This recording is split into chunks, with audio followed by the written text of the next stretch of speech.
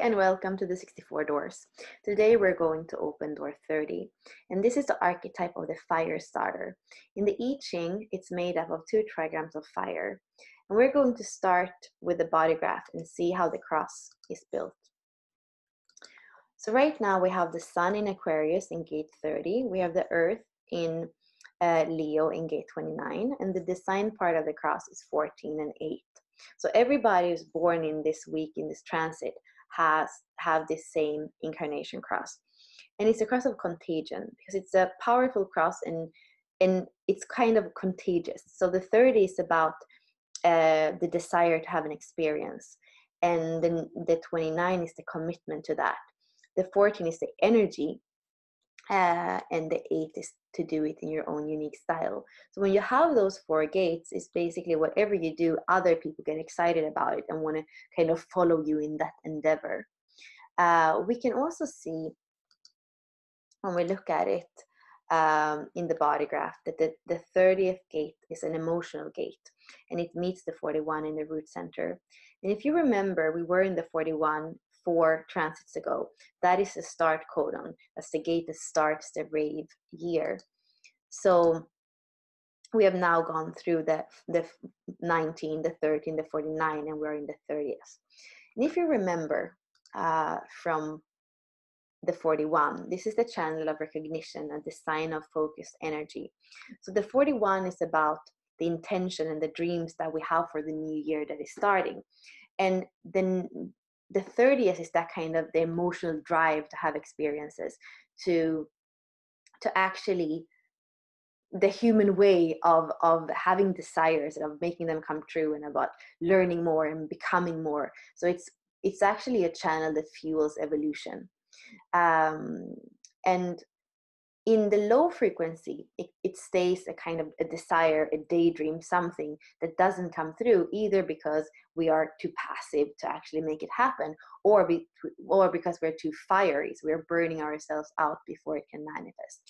If we look in integral human design, we're going to see that the lower frequency is wishfulness. It just stays there as a wish, but it doesn't manifest.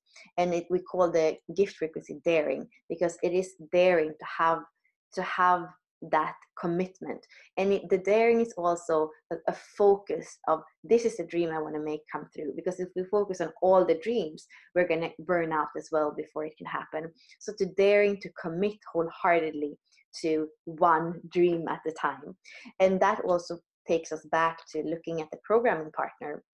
That is about commitment. So in the lower frequency, it's about desire and half-heartedness, and it's a kind of hunger, but it's something where we do a lot of different things to kind of lessen the hunger, but there is no true commitment. There is not true lightness, and just it's not the experience for the experience and for the acceptance of it. It's really more like a hunger, trying to fulfill something that is empty.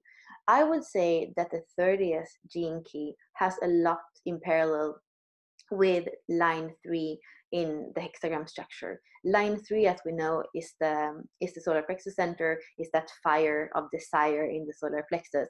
It's about trial and error. It's about having experiences, wanting to have experiences. And in the lower frequency, it can be a bit erratic, it can be a bit evasive, but we want the 3rd line to actually be able to commit and to be wholehearted. And that's exactly the same thing as the 30th gene key. It's also, both of them are about having humor and acceptance, and to know that we are actually here in life to have an experience. And it's not always that we can decide what experience it is.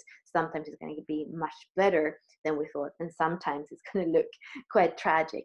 And both the 3rd line and the 30th gene key has that kind of the humor and the acceptance to keep the lightness even in the moments where life is not giving us exactly what we might be expecting.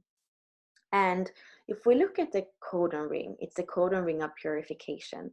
And we have spoken about the 13th. This was 2 weeks ago. So you can go and look at that, behind that door, to learn about the discernment and the empathy that we have in this key, and how it's also part of like purifying so that we can evolve to a higher state. And together with the 30, the codon ring of purification, is the portal to the 7 sacred seals, which is the mystical teaching of the gene keys. And today I actually wanted to take some time and read to you about gene key 30 from the 7 sacred seals. And it's also what I feel can be a good exercise for all of us this week. So it says purification through the 30th gene key. Working with the shadow of desire will take you into some challenging zones of consciousness. Our desire naturally shifts according to the seasons of our lives. Thus, you will need to examine your daily urges and needs in depth and without any self-judgment. The important thing is just to see what forces are driving you and how those forces tend to lead to further cycles of hunger and desire. The gift of lightness occurs as you begin to see how deeply you have allowed yourself to become a victim of your desires. Lightness here refers to 2 new qualities. The first is that as you begin to loosen the hold of your desires, you feel less heavy, both emotionally and mentally. You feel more buoyant and joyful. The patterns begin to let go on their own, just from you seeing them over and over again. In the early stages, it is painful, but after some time, it almost becomes amusing to watch the soap opera of your desires playing out in your life. The second quality that comes with the gift of lightness is literally that of light. You begin to feel incandescent, as though lit from within. This is because every desire you have can really be reduced into a single overarching desire, the desire to know your true nature. When you can trace this huge insight in your life, all your desires begin to serve the one goal, to purify your inner nature in order to experience the higher frequencies of your greater self. So I think this is a good exercise this week. And I also wanted to just, as a last thing that I thought was funny, I was looking at the dream arc, and the animal that we have of the gift frequency is this little animal, the meerkat. And I was actually watching The Lion King on the plane back from Thailand, and you know the little animal, the two animals that are helping the Lion King is one of them is this animal, and it's so much the third line to kind of to have humor with everything and to kind of see the possibilities in everything and to have that fire to always continue. And I just think it's like this humorous, this funny little animal that we can tap in more to. And isn't it like Hakuna Matata? You know, life can be easy, and there's always a way of doing things and not too much worry. So that's the lightness really of the 30th gene key. So thank you so much. Bye.